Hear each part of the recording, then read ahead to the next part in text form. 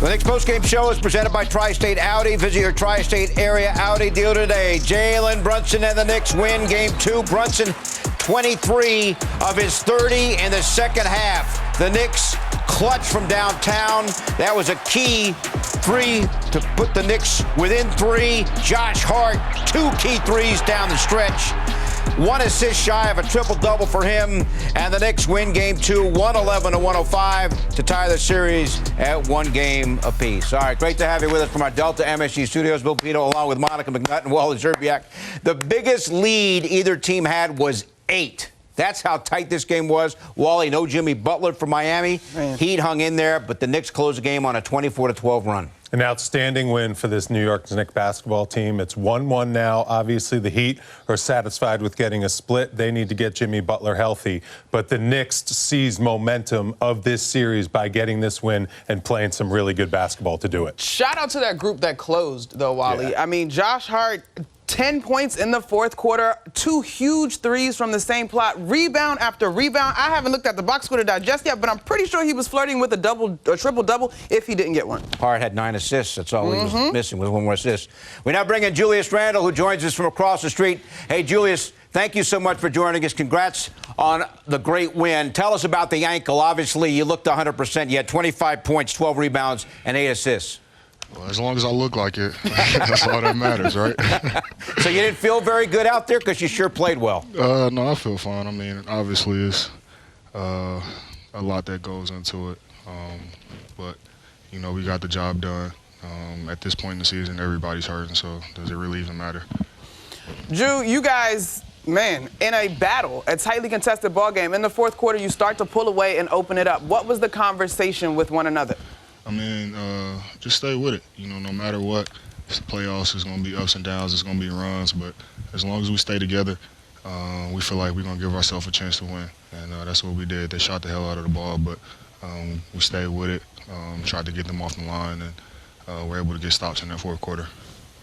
Julius, just explain to everyone, me included, the dynamics of a 7-game series and how important this win was just to at least get the split at home going to Miami now. Yeah, we didn't want to go there down 0-2. You know, we felt like we had a shot to win the first game, and, you know, we let it slip. But, you know, we wanted to come out here. I knew from the beginning, you know, they're kind of playing, you know, loose. They're the best players out. They were kind of playing with a what do we have to lose mentality. They already got the first game. And, you know, I was telling the guys from the beginning, you know, it's going to be a battle. You know, no matter what, it's going to be a battle. And, you know, shout out to the guys. Everybody stepped up, did their part. All right, Julius. Hey, thank you so much for joining us. Rest up, and we'll see you Saturday, Game 3 at Miami. All right, thank you, guys. All right, Julius Randle. Obviously, doesn't seem like he's feeling 100%. You look at the numbers, Wally. 18 points in the first half, 25 and 12, as I mentioned, as well as 8 assists. Well, I mean, did you expect anything less? The guy's been a warrior for this team all season long. Major ankle injury that closed the season.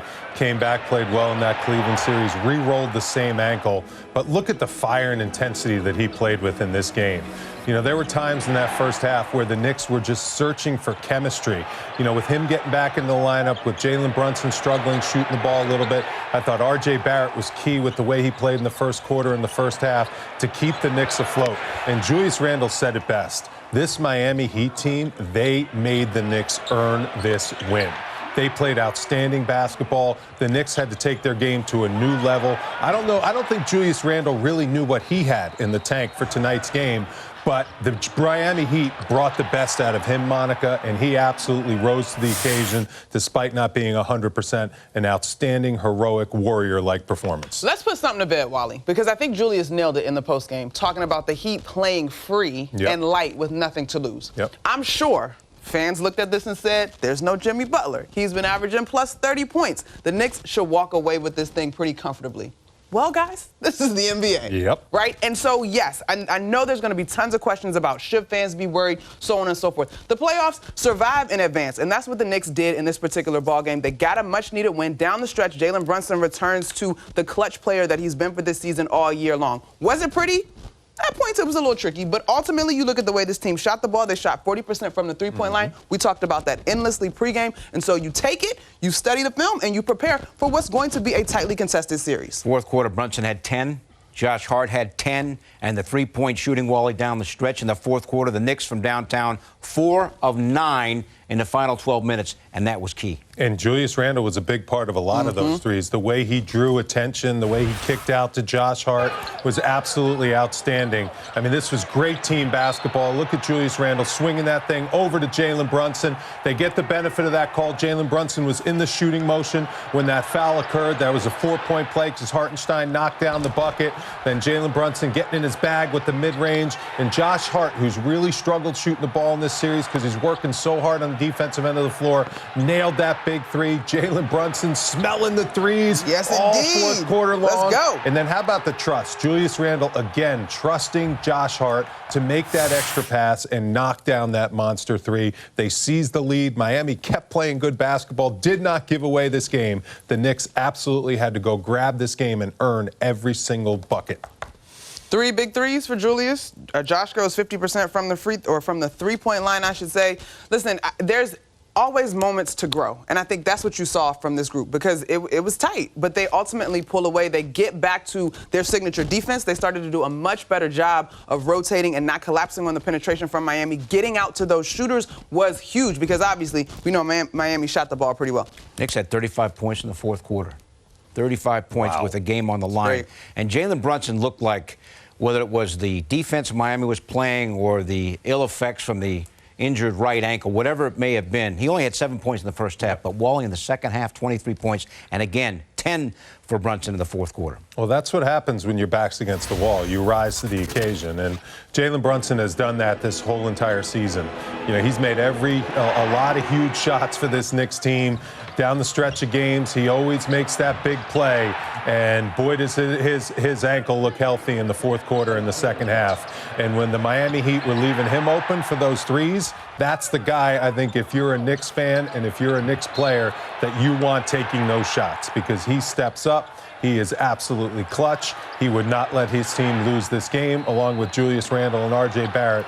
They all had phenomenal performances, and it is a great sign to see him healthy, Monica. And I cannot wait for Game 3 down in Miami. This series is scintillating. It's captivating. Storylines all over the place. Injuries that you have to fight through all over the place. This is what NBA playoff basketball is all about. This is a performance that the Knicks should head to Miami feeling confident about in terms of the way they were able to close the basketball game. So much of Jalen being able to hit those 4 threes was because his teammates were also scoring and the basketball was moving. You got 18 assists on 26 made field goals. That causes the defense. They couldn't wall up Jalen, so to speak, the way we saw in Game 1. And so he's a tremendously cerebral basketball player. We knew that he was going to look at the film, acknowledge how the Heat were guarding him, and figure out how he could get to his spots. That's exactly what he did tonight. All right, Wally, so Brunson in the last game, 0 of 7 from 3.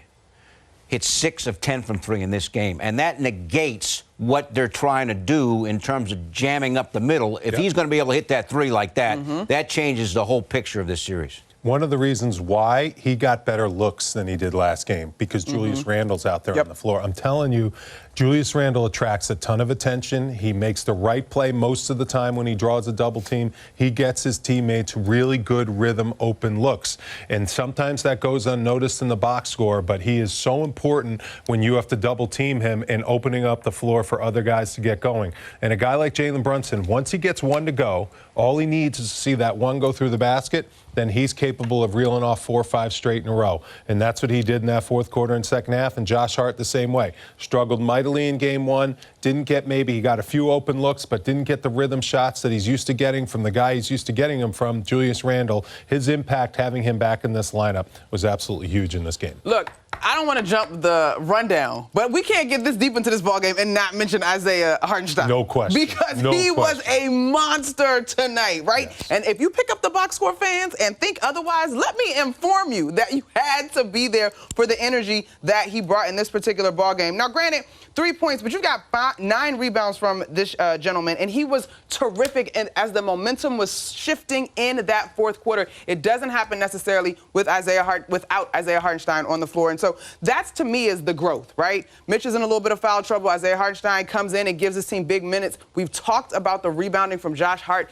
you got everything you could from the guys that were on the floor. And even Quick, he only had 6 points tonight, but when he hit them 2 big shots, when he was on the floor, they were big momentum shots as that team was trying to take the lead. And the coaching, I mean, what a job by Tom Thibodeau to make the decision to play Grimes down the stretch and not R.J. Barrett. And it's nothing against R.J. Barrett. He did nothing wrong. He had a phenomenal game. But sometimes the matchups and the tempo and the rhythm and the momentum of a game dictates who you finish the game with. Absolutely. We saw Julius Randle didn't play a game in the Cavs series down the stretch because Obi Toppin and that unit was playing great basketball. This is what a team is all about, and this is why Tom Thibodeau is such a great coach. He's going to play the guys that gives the Knicks the best chance to win. And down the stretch of that game, it was that unit with Josh Hart out there, with Brunson out there, with Hartenstein out there at times, and Randle and Grimes. I mean, Grimes, he hasn't been in rhythm, but his defense is very important to closing games. Talking about RJ, did finish the game with 22 points and was really good in the first half with 19. Terrific first half. 19 of his 22 in the first half. And you're talking about rebounding. Knicks outboarded the Heat 50-34. Wow. We all know that is number one in terms of Tom Thibodeau's importance for winning. And that's what the Knicks did, winning Game 2, 111-105.